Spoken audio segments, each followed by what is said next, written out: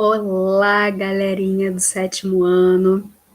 Hoje, esse nosso breve encontro, é como se fosse uma faixa bônus, é uma espécie de revisão para a nossa AV7, com algumas dicas bastante importantes sobre o nosso capítulo 8, Colonização no Brasil, que é o conteúdo da nossa AV7.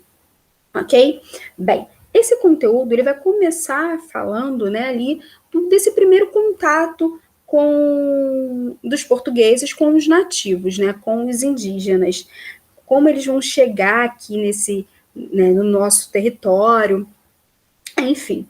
Bem, na verdade, pessoal, o primeiro contato com os indígenas e a primeira ação de exploração dos portugueses aqui no que viria a ser o Brasil foi através do escambo do pau-brasil. Né? Então, a primeira atividade que os portugueses tiveram aqui no nosso território foi exatamente a extração de pau-brasil. Essa extração era feita através da troca, né, dessas toras, né, dessa madeira, com utensílios que eram novidade, vamos dizer assim, para os indígenas.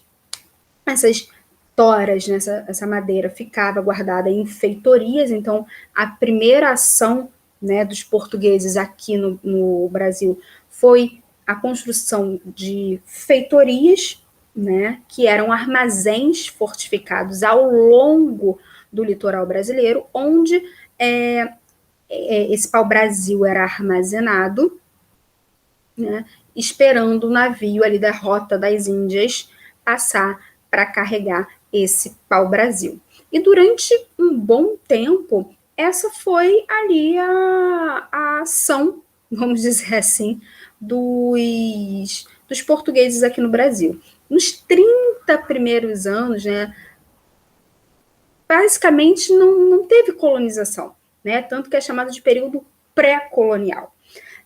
A partir ali de 1532, os portugueses começam efetivamente a colonizar o Brasil com um sistema de capitanias hereditárias. E por que eles decidem fazer isso? Porque o litoral, né, estava começando ali a ser invadido por outros países, como franceses, por exemplo. Okay? Então, com medo de perder o território, os portugueses começam a colonizar. Mas eles querem colonizar sem meio que abandonar o lucrativo comércio das especiarias nas Índias, né?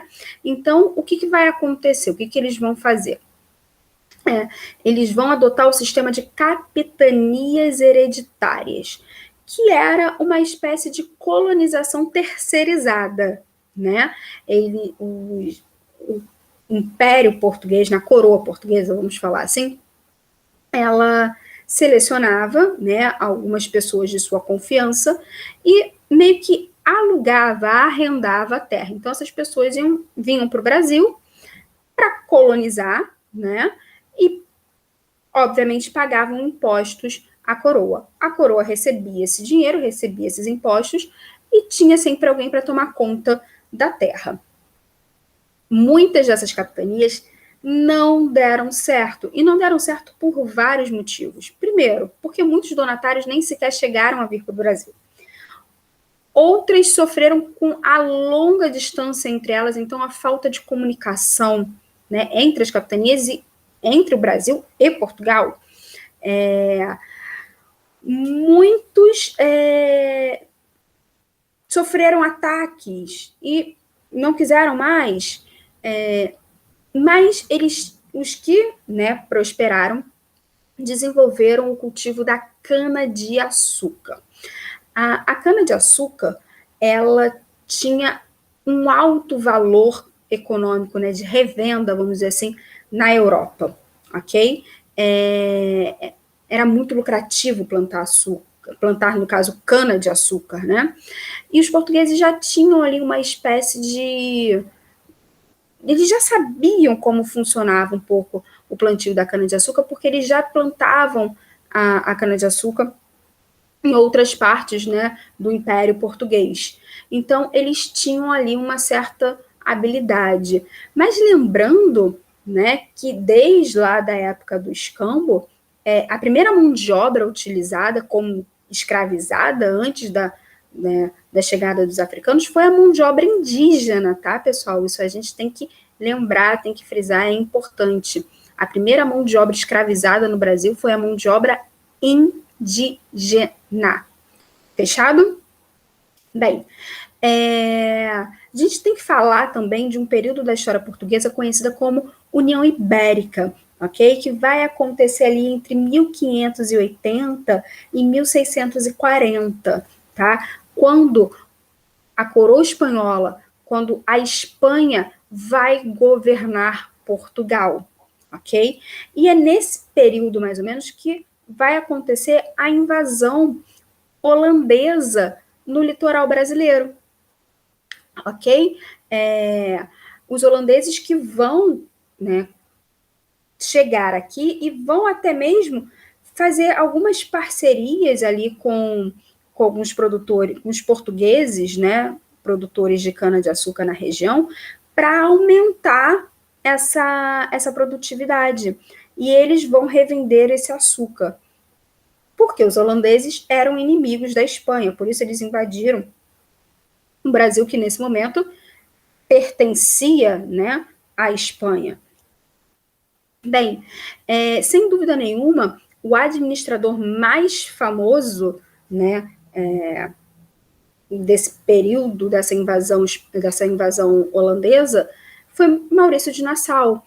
Nassau, por exemplo, ele vai ser responsável por uma administração no Nordeste brasileiro, ali em Recife, muito famosa, porque ele vai, por exemplo, liberar o culto.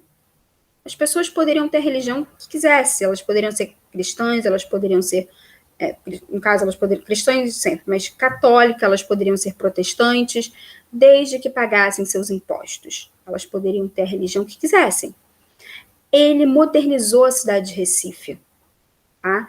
Ele concedeu empréstimos aos donos de engenho, né?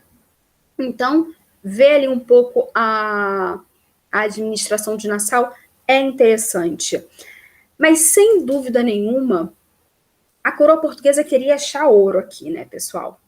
Ouro, metais preciosos, ouro, prata e pedras preciosas, diamante, enfim. E para isso existiam as expedições, né? Várias expedições rumo ao interior do Brasil, né? Chamadas o chamado bandeirantismo, vamos dizer assim, né?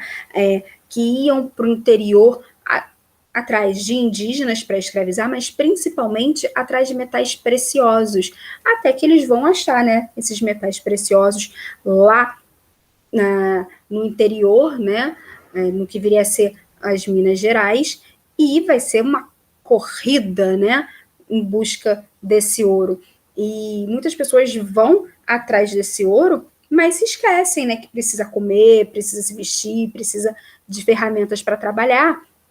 E isso vai abrir caminho para os tropeiros, por exemplo, ou para os monçoeiros. Vocês lembram que são as monções? As monções são aquelas expedições de comerciantes que vão pelos rios, né, abastecendo a região mineradora, ok? Bem, lembrando que a questão do ouro, né, as entradas, as bandeiras, vão redefinir ali toda essa questão das fronteiras do Brasil. E algumas revoltas também vão ocorrer, como, por exemplo, a Guerra dos Emboabas, a Guerra dos Mascates, que vão estar sempre ligadas ali à descoberta da mineração. Bem, pessoal, pontuamos aqui os pontos principais do capítulo 8, mas releia o capítulo, estude com carinho, que eu tenho certeza que essa prova, essa V7, vai ser muito tranquila. Ok, pessoal? Então, ficamos por aqui. Um grande beijo.